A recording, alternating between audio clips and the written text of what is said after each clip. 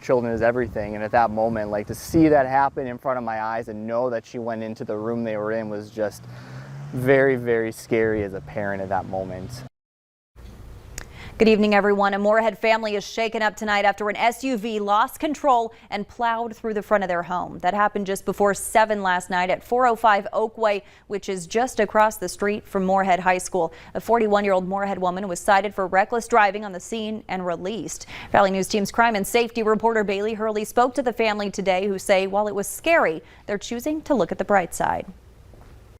It all happened so fast for Jared Blanchette and his family. I saw the last probably 2 seconds of it. I mean, it was so fast. She was going very quick. So, I mean, by the time I got to the window, she was already probably in the grass. And then within 2 seconds, I heard the loud crash. With his 3 young children in one of the rooms the car crashed through, Blanchette says the panic was instant for him and his wife as they rushed down the hallway.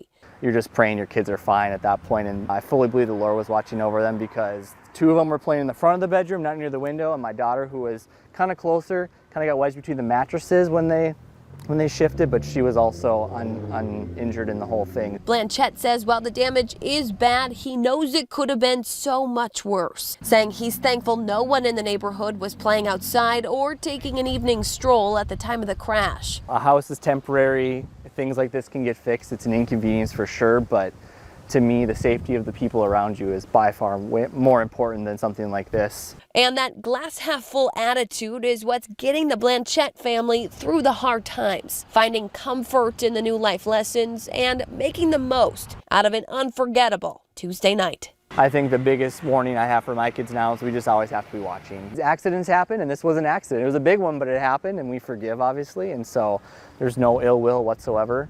In Moorhead, Bailey Hurley, Valley News Live.